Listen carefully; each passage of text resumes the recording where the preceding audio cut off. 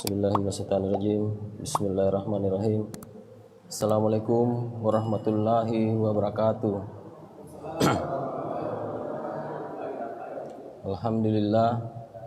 Alhamdulillahirabbil alamin.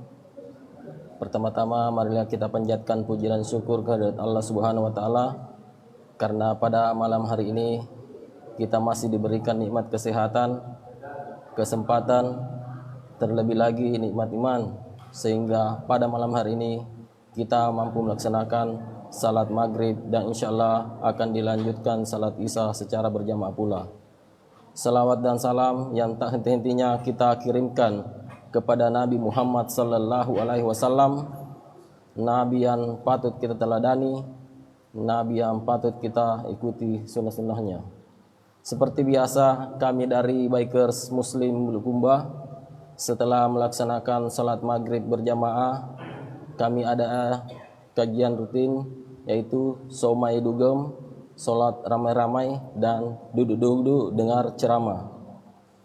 Yang mana pada setiap hari Senin sampai dengan Jumat kami keliling masjid dari masjid satu dan masjid yang lain, dan kebetulan pada hari ini bertepatan untuk masjid tersebut. Dan yang akan membawakan tausiah pada maghrib ini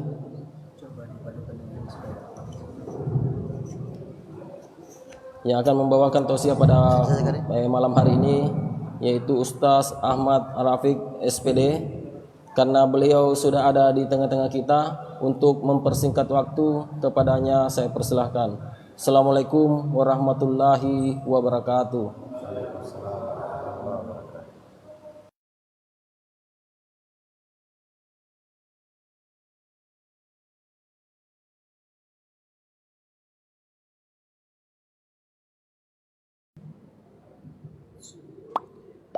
Bismillahirrahmanirrahim.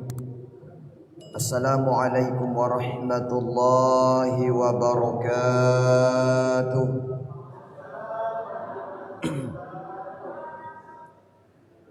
Bismillahi masyaallah.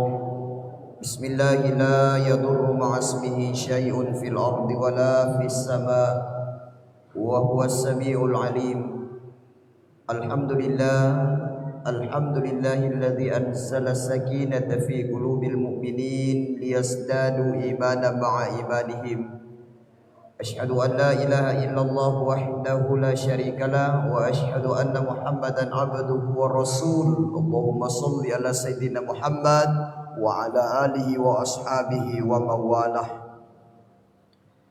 Amma ba'd, jemaah maghrib dan sahabat Bikers Muslim, pada kesempatan maghrib kali ini insya Allah semuanya dirahmati dan dimuliakan oleh Allah Subhanahu wa ta'ala. Alhamdulillahirabbil alamin. Kita ini masih sempat diberikan kesehatan, umur yang panjang oleh Allah untuk kembali hadir di tempat ini melaksanakan ibadah kepada Allah, dan sejenak kita duduk mendengarkan kebaikan. Sebab tidaklah seorang yang berkumpul di dalam kebaikan melainkan Allah Subhanahu wa ta'ala akan memberikan pahala yang luar biasa baginya. Bahkan dikatakan orang yang duduk dalam majelis ilmu, Allah berikan pahala melebihi daripada pahala salat sunat 100 rakaat, kata Nabi.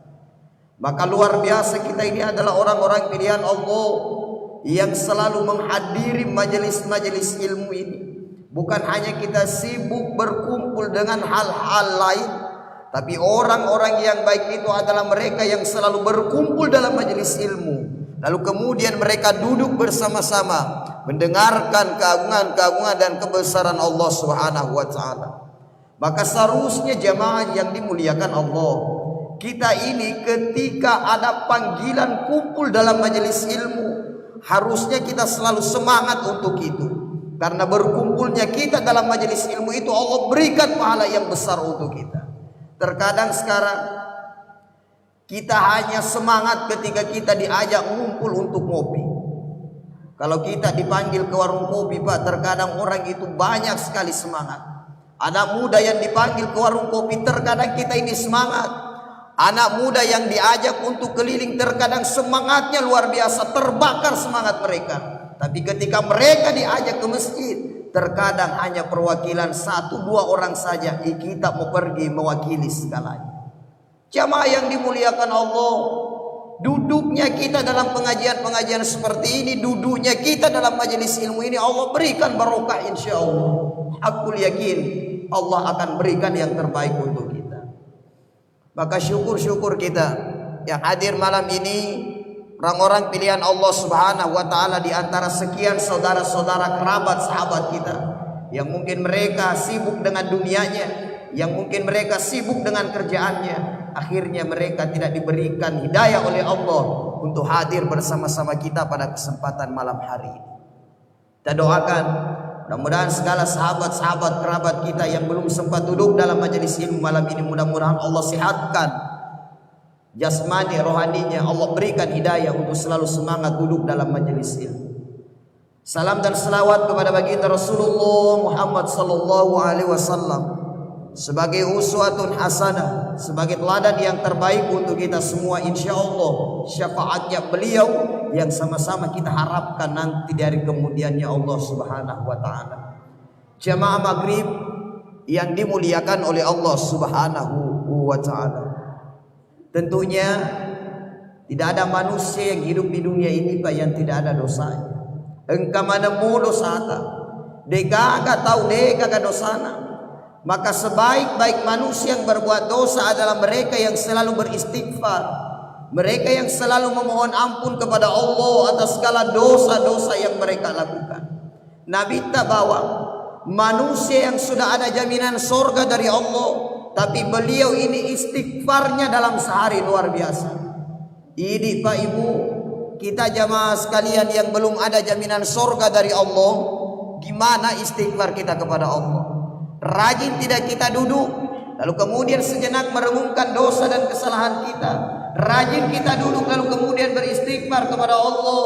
Astaghfirullahalazim, astaghfirullahalazim, astaghfirullahalazim.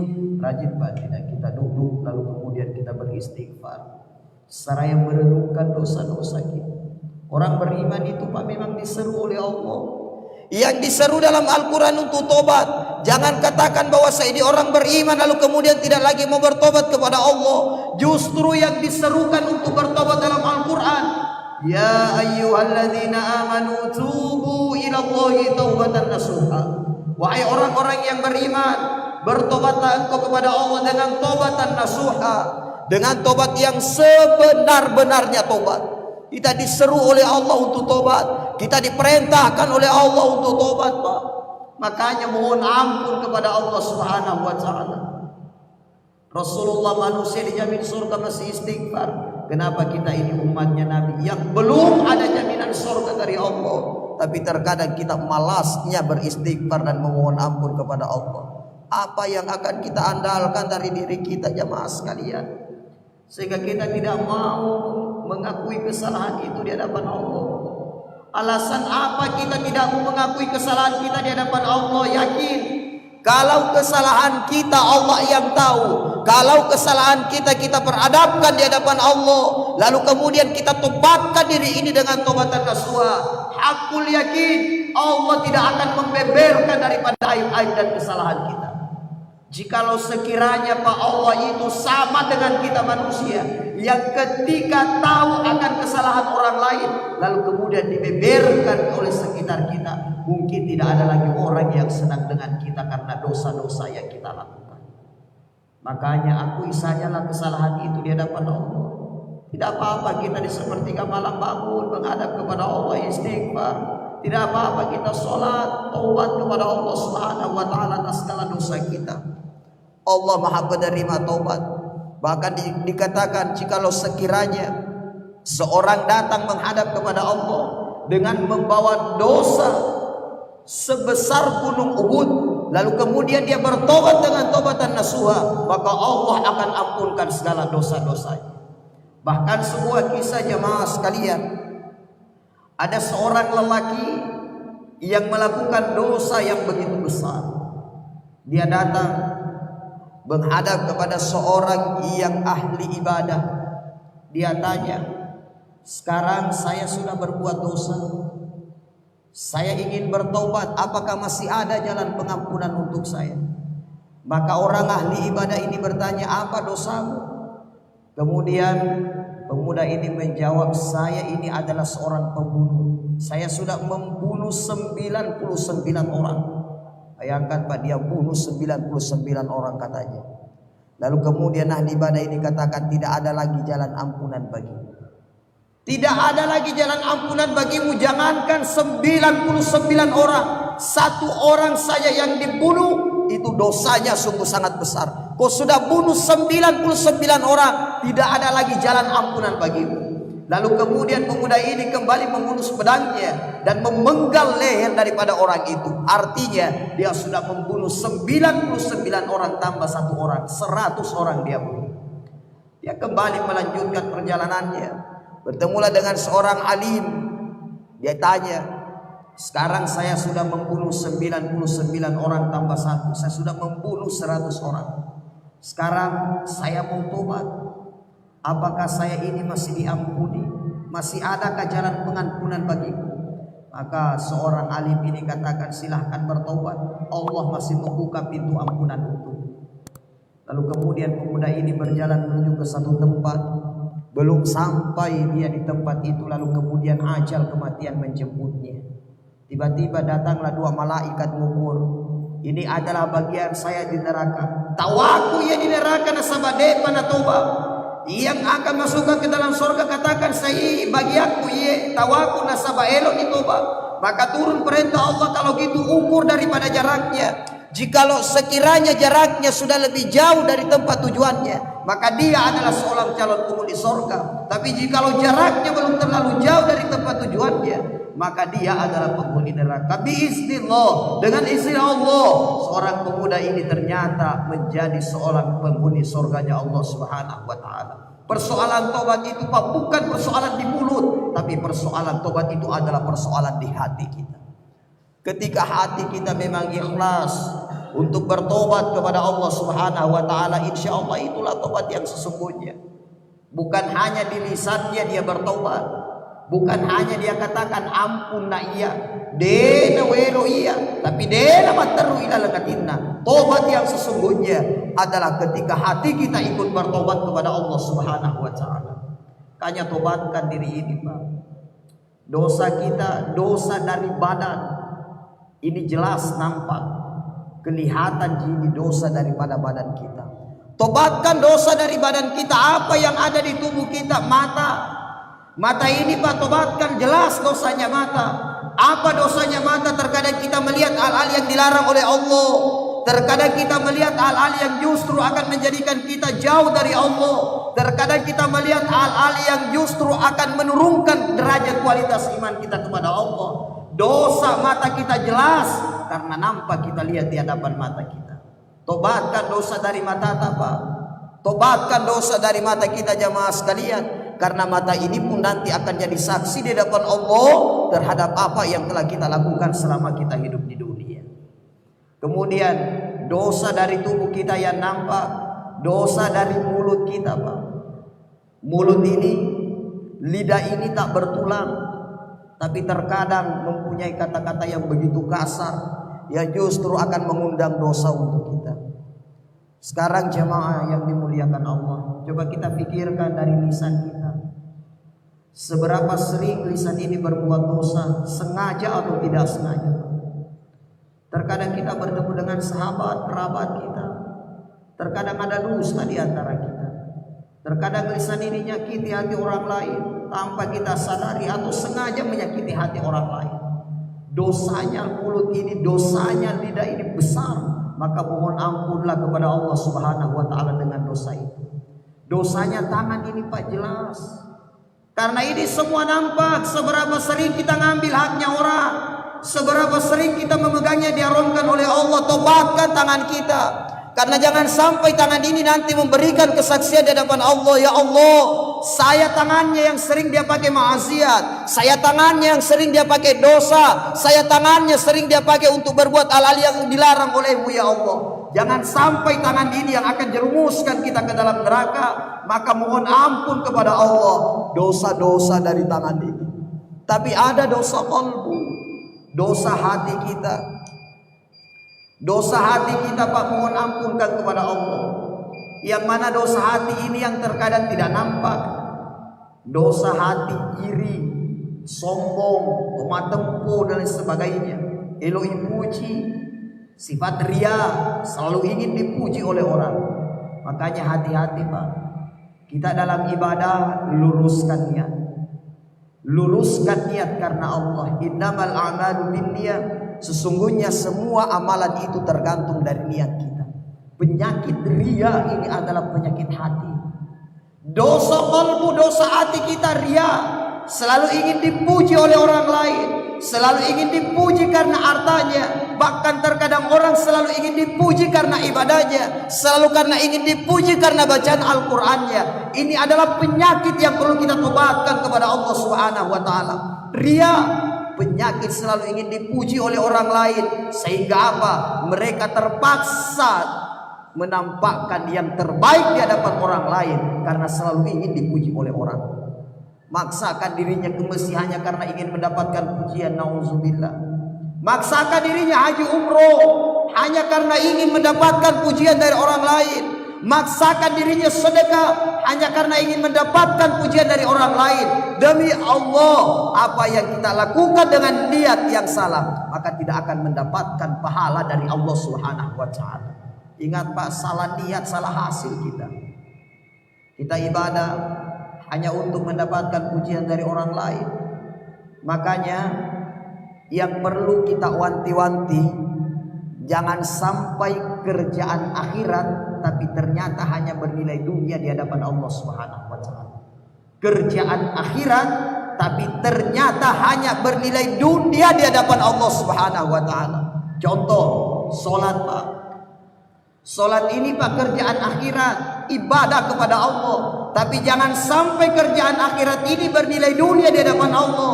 Kenapa? Karena dia sholat, dia sujud kepada Allah, dia jamaah di masjid, tapi hanya karena ingin mendapatkan pujian dari orang lain, maka hanya itu yang mereka dapatkan.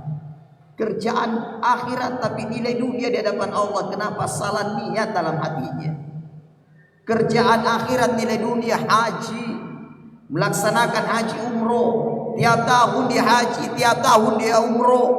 Tapi ternyata hanya ingin mendapatkan pujian, hanya niat untuk melakukan bisnis dalam pelaksanaan umroh dan hajinya, maka ini tidak akan mendapatkan pahala dari Allah, melainkan sesuai apa yang dia niatkan. Hati-hati Pak. Melaksanakan haji umroh niat tulus lillahi ta'ala, untuk mengharapkan keridhaan Allah Subhanahu wa taala. Supaya apa? Kita dapatkan apa yang kita niatkan. Kita dapatkan pahala di hadapan Allah Subhanahu wa taala. Sedekah, sedekah kita Pak niat karena Allah. Lillahi ta'ala, bukan hanya untuk mengharapkan pujian dari orang, tapi bagaimana kita ini selalu niat dalam diri kita untuk melakukan hal-hal kebaikan. Inilah kerjaan-kerjaan akhirat, tapi justru hanya bernilai dunia di hadapan Allah Subhanahu wa taala. Kenapa? Karena kita ini niatnya yang salah. Tapi sebaliknya Pak, ada kerjaan dunia tapi itu bernilai akhirat di hadapan Allah. Kerjaan dunia tapi bernilai akhirat di hadapan Allah.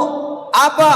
Kita kerja Pak, bapak kerja cari nafkah mulai dari pagi sampai sore, kerja banting tulang peras keringat. Jikalau kerjanya diniatkan ibadah, maka insya Allah itu akan mendatangkan pahala dari Allah Subhanahu wa taala.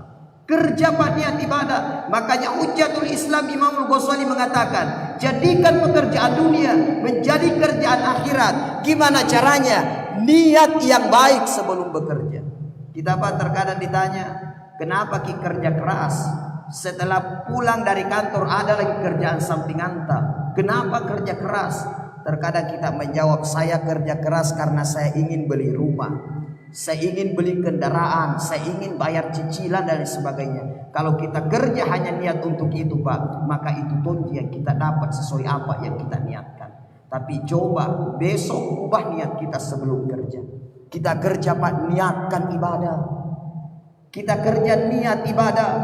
memenuhi daripada perintah Allah, maka insya Allah kita dapat pahalanya dan dunia akan ngikut kepada kita. Maka tidak salah Pak pepatah yang mengatakan bahwa ketika kita menanam padi maka rumput itu mesti ikut. Tapi ketika kita menanam rumput maka padi ini tidak akan mungkin akan ikut. Artinya apa Pak? Ketika kita ngejar akhirat maka insya Allah dunia akan ikut. Tapi ketika kita hanya ngejar dunia maka akhirat ini tidak akan ikut. Artinya apa? Jadikan kerjaan dunia menjadi kerjaan akhirat. Tadi niatkan karena Allah. Segala aktivitas kita niatkan karena Allah. Kita makan saja Pak, makan.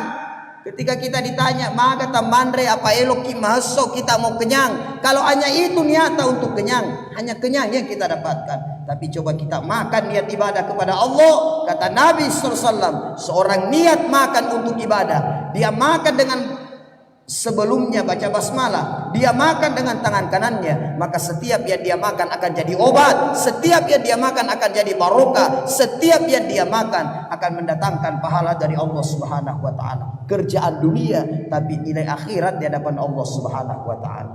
Makanya Pak, perbaiki hati, perbaiki niat kita.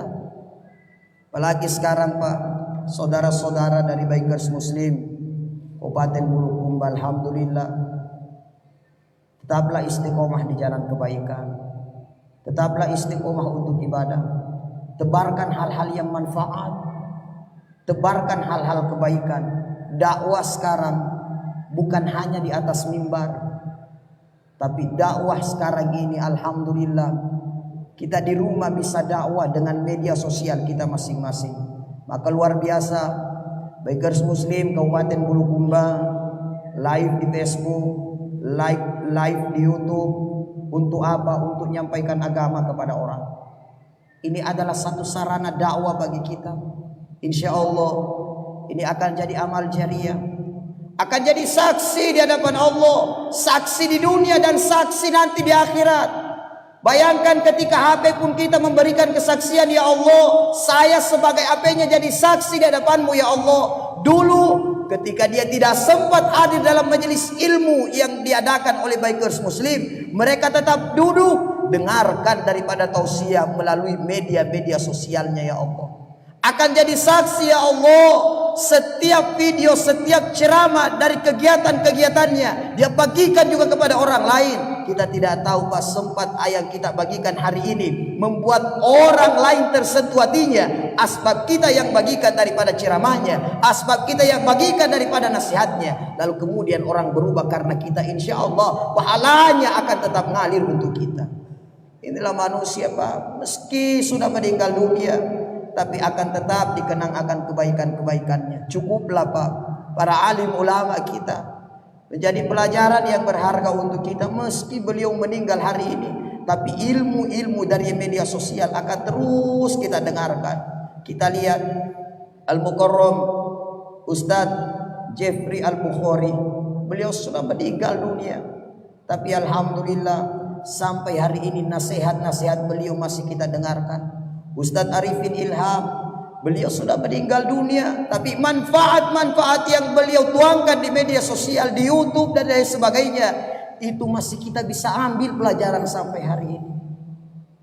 Guru kita Syekh Muhammad Ali Jabir hari ini beliau sudah tiada, ninggalkan kita, tapi masih hidup ilmunya sampai kepada kita semua. Karena apa? Adanya media sosial yang terus akan kita lihat daripada nasihat-nasihat beliau. Makanya sahabat-sahabat jangan kendor, silahkan berinovasi, silahkan terus genjot daripada media sosialnya. Insya Allah pun ini akan jadi saksi bahwa pernah ada Bikers Muslim di Kabupaten Bulukumba yang terus menebarkan kebaikan, bukan hanya di masjid tapi di media-media sosial lainnya. Insya Allah ini akan jadi pahala jariah untuk kita semua. Amin. Makanya teruslah tebarkan kebaikan, karena kebaikan ini adalah kebaikan yang akan terus mengalir pahalanya untuk kita. Jemaah sekalian yang dimuliakan Allah Subhanahu wa taala, kita yang masih diberikan kesehatan oleh Allah, kita yang masih diberikan umur oleh Allah, pergunakan umur ini dengan baik untuk senantiasa ibadah kepada Allah. Saat ini Pak, saya lihat Bikers Muslim Kabupaten Bulukumba pun sedang tahap penyelesaian pembangunan masjid. Maka saudara-saudara, pada kita semua, mari kita saling bantu di dalam kebaikan. Pembangunan masjid, pembangunan rumah Allah, ketika kita bantu, insya Allah itu akan menjadi sarana pahala bagi kita semua. Mungkin kita selalu berpikir bahwa yang akan mendapatkan pahala yang banyak adalah mereka yang belajar ta'lim di masjid, mereka yang duduk di masjid bersama-sama belajar, orang yang ngajar dan orang yang belajar yang akan mendapatkan pahala besar. Tapi sesungguhnya pahala besar itu pun akan didapatkan bagi ahli-ahli sedekah. Mereka yang hari ini bantu masjid, masjid itu dipakai ibadah, masjid itu dipakai sujud, masjid itu dipakai belajar, masjid itu dipakai kajian majelis ilmu. Inilah yang akan jadi saksi nanti di hadapan Allah Subhanahu wa taala. Ya Allah, saya tidak bisa duduk ceramah di masjid ya Allah kalau tidak ada ahli sedekah yang mewakafkan hartanya untuk pembangunan masjid itu ya Allah. Maka Pak, mari kita sama-sama nyumbang di dalam kebaikan. Saya tidak punya apa-apa. Kalau kita pun sudah nyumbang, tidak lagi punya harta, tidak lagi punya apa yang akan kita sumbangkan. Cobalah ngajak orang lain, asbab kita orang bersedekah, pahalanya pun akan kita dapatkan. Maka mari saling mengajak kepada kebaikan. Insya Allah mudah-mudahan apa yang kita lakukan bersama akan bernilai pahala di hadapan Allah Subhanahu wa taala. Yang terakhir, untuk kita semua dan untuk saya pribadi, mari kita gunakan segala apa yang kita miliki ini menjadi sarana dakwah bagi kita semua. Alhamdulillah kita sekarang masing-masing punya HP. HP ini hanya ada dua kemungkinan. Kalau tidak menjadi kawan akan jadi lawan bagi kita nanti dari kemudian. Kalau tidak mendatangkan dosa maka HP inilah yang akan mendatangkan pahala untuk kita. Terkadang kita ini Pak ketika bermain HP kita hanya senang share-share hal-hal yang negatif. Lihat berita yang tidak senonoh kita cari. Lihat berita viral yang aneh-aneh, yang hal negatif kita cari. Di mana videonya, di mana linknya dan sebagainya, kita penasaran kepengen lihat itu. Tapi ketika lihat hal-hal yang manfaat terkadang kita lewatkan begitu saja. Lihat berita viral, remaja di Bulukumba, remaja di sini ciuman dan lain sebagainya, kita cari sampai dapat di mana link beritanya, di mana gambarnya dan lain sebagainya. Tapi ketika lihat pemberitahuan Bikers Muslim Bulukumba sedang melaksanakan kajian pengajian, terkadang hanya kita lewatkan tanpa berbagi dengan orang-orang yang ada di sekitar kita. Apa yang kita lakukan dengan handphone kita, insya Allah berbagi kebaikan akan menjadi amal jariah untuk kita semua. Tanya sahabat-sahabat, ya silakan selalu dukung channel kita bersama di Bikers Muslim Kabupaten Bulukumba. Kita jangan lupa like, share, dan subscribe sebanyak-banyaknya, bagikan karena ini adalah hal yang manfaat untuk kita. Selain channel Bikers Muslim Kabupaten Bulukumba, ya channel dakwah Ahmad Ar-Rafiq channel juga silahkan di like, komen, dan di subscribe. Bersama-sama kita bermanfaat di dalam kebaikan. Mudah-mudahan manfaat ini mendatangkan kebaikan bagi kita di dunia wal akhirat, di dunia dan di akhirat nanti insya Allah. Demikian, lebih kurangnya mohon dimaafkan. Wallahul muwaffiq ila aqwamit thoriq. Assalamualaikum warahmatullahi wabarakatuh.